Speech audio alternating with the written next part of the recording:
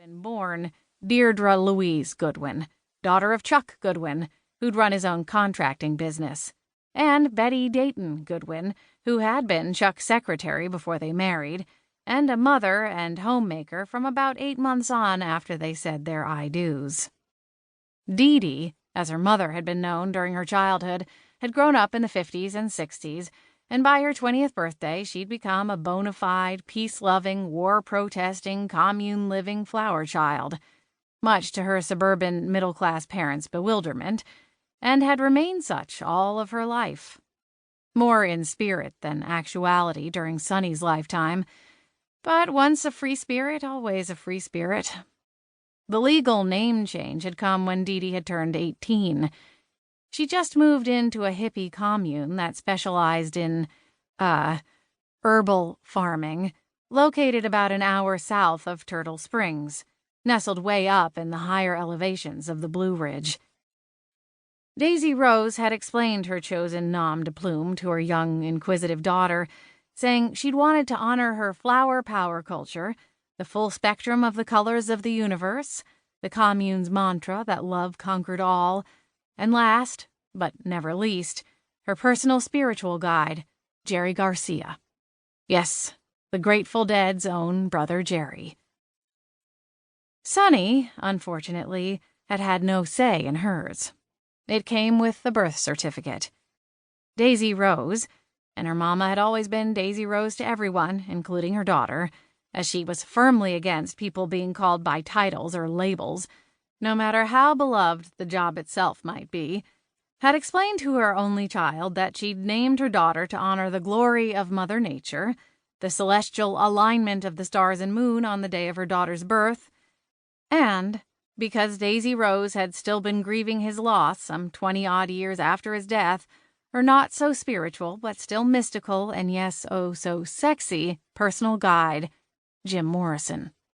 It could have been worse, Sonny had reminded herself. So many, many times.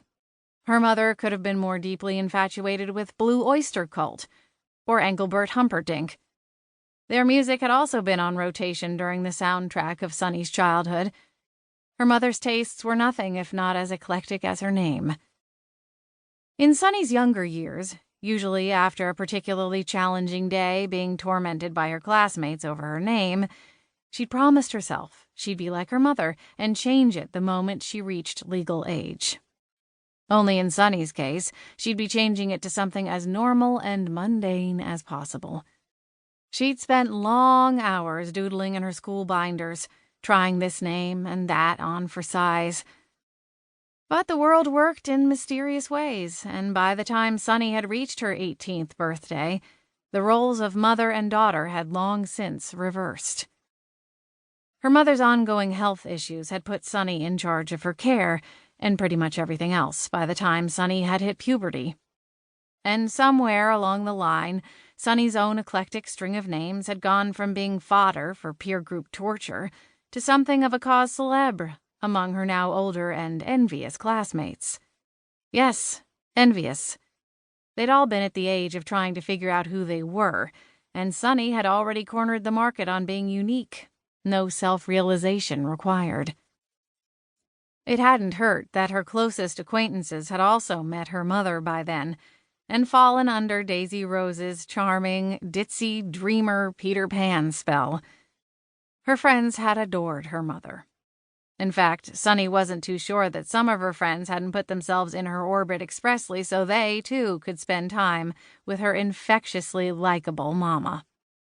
Everyone wished their mother was like Daisy Rose. Everyone, that is, except for the only one who actually had her for a mother. Not that Sonny hadn't loved her mother. She had, deeply, and with all her heart.